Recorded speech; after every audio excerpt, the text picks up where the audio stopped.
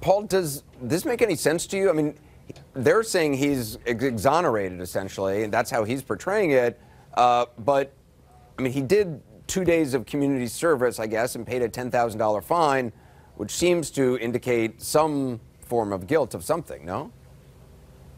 Well, yes, it would, but normally in a case like this, you would see a more public admission of responsibility before you just dismiss 16 counts that were handed down by a grand jury. So this is really a bizarre and unusual way to resolve such a serious case. You know, Anderson, the reports were that 12 detectives spent over 1,000 hours investigating this case.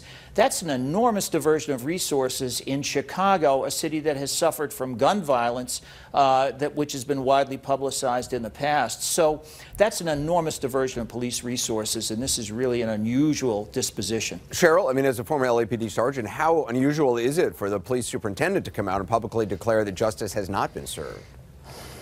Well, listen, I understand that he's upset, and reasonably so. A lot of resources were expended, and listen, at the end of the day, there was sufficient evidence for a grand jury to indict, right? And there are things that Jussie has not been able to explain.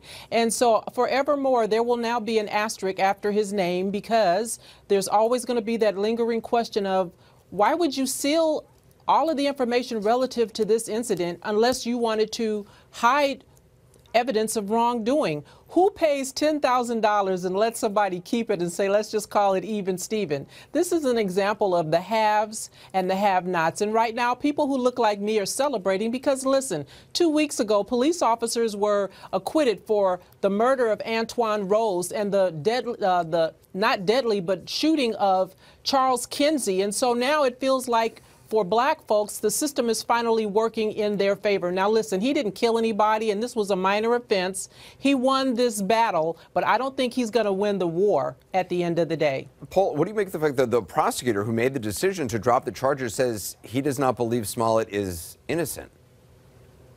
That's right. He has said that this is not an exoneration by any stretch of the imagination. And he says basically that he compared this case with thousands of other Chicago cases where there were false reports to the police, and that this disposition is consistent with those cases. So that's the argument, that this was in line with other penalties that, but why seal the case file? Well, the case would normally be sealed because any case that gets dismissed is automatically sealed. So that really wasn't unusual, but it does block further inquiry into why they did this. And I think also what's really bizarre about this case, my experience as a prosecutor and a defense attorney has always been that when celebrities are involved in charges like this, everybody knows the public is watching, and you need a transparent handling of the case so that the public knows this guy's being treated fairly, even though he is a celebrity. Instead, you have this secret proceeding where suddenly these charges are dismissed, and frankly, I think it does a disservice to future victims of racial harassment and attacks who may not be believed because of an allegedly false claim that's been made in this case. Cheryl, the prosecutor justified the decision by saying that his office prioritizes violent crime. He doesn't see Smollett as a threat to public safety. Is that a valid reason to not pursue a case? Well, listen, I mean, no, I don't think. Paul, I'm sorry, that was for Cheryl. Cheryl, go ahead. Oh, I'm sorry, excuse me. Yes, go ahead.